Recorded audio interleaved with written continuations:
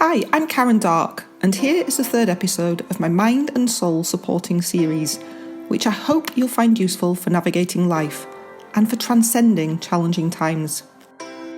The articles explore some of the topics and emotions that can help us journey through the difficult stuff and connect us with some of the inner gold we all have inside. Today's topic is vulnerability.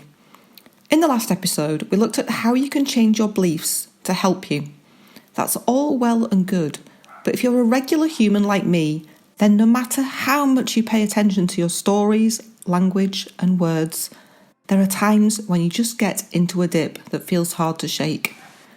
A general feeling of anxiety, fear, weakness, of not being good enough, or of not having the capability can wash over like a wave, rather than any single identifiable ripple of a thought. This is you at your most vulnerable. From this vulnerable place, it's often hard to be positive or proactive, or to use good habits we may normally use to train our brains. However, this place of vulnerability is a perfect time to learn and to adapt or adopt some things to help us develop resilience and come back stronger than before. Here are a few simple strategies that may help. Number 1, watch the storm pass through. Over the years, many people have asked me how long it took me to recover from the mental and emotional shock of becoming paralysed. I have no clear answer to that, as it was a grieving process and therefore hard to define an endpoint. However, my aha moment in the process was the day that I learned to observe rather than be my emotions.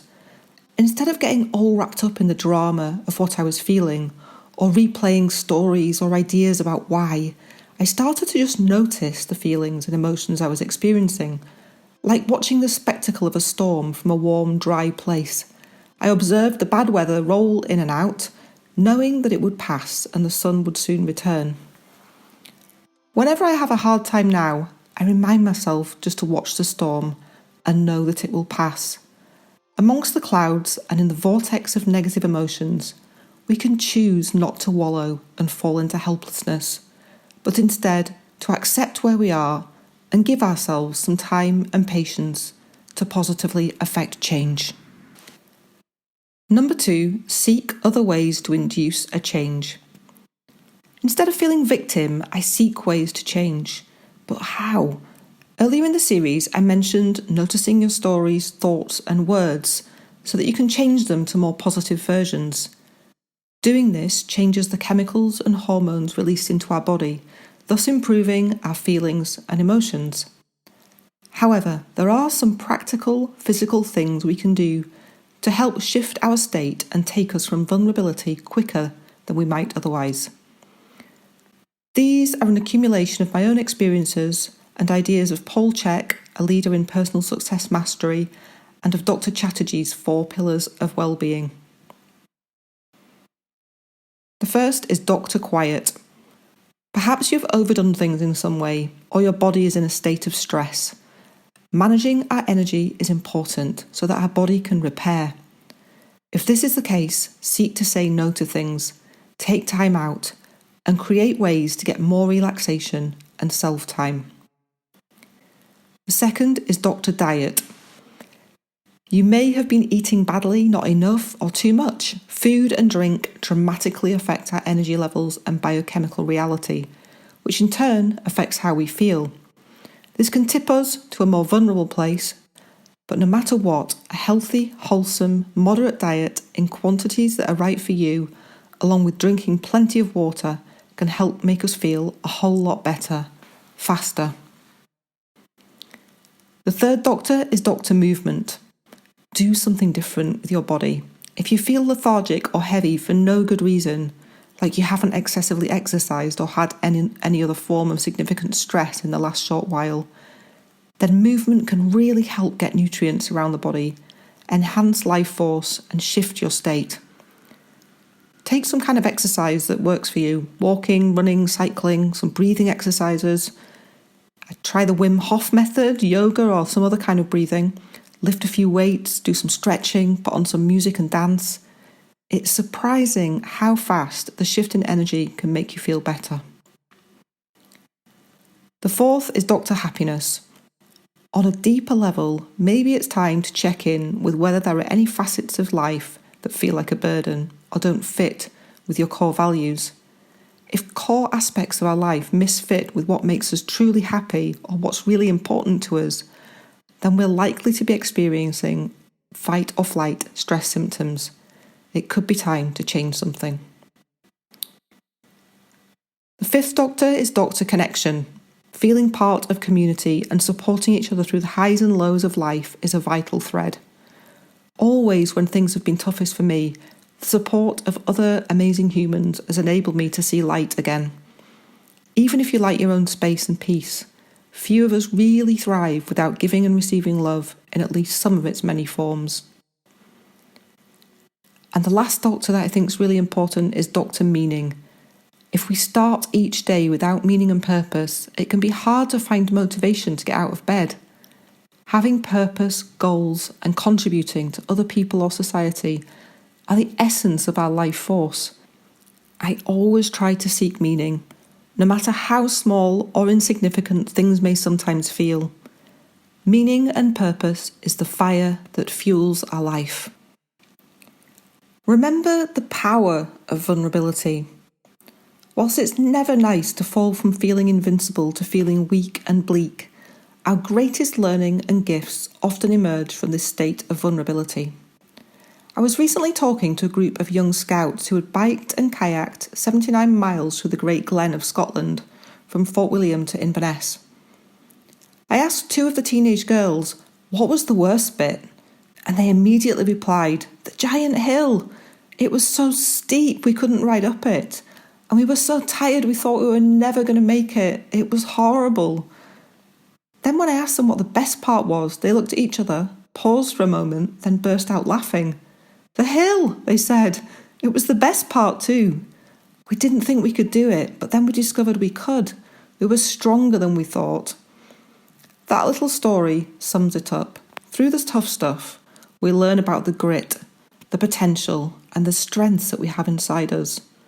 We develop resilience, which can serve us well in many other areas and stages of life. Whilst experiencing vulnerability may not feel nice at the time, it can help us develop superpowers. You might be familiar with the TEDx talk by Brené Brown on shame and vulnerability. If you haven't seen it, I recommend taking the time to watch it.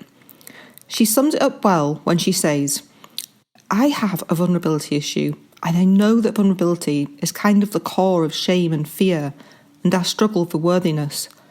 But it appears that it's also the birthplace of joy, creativity, of belonging, and love." The other thing I find really helpful is to ask for help if I need it.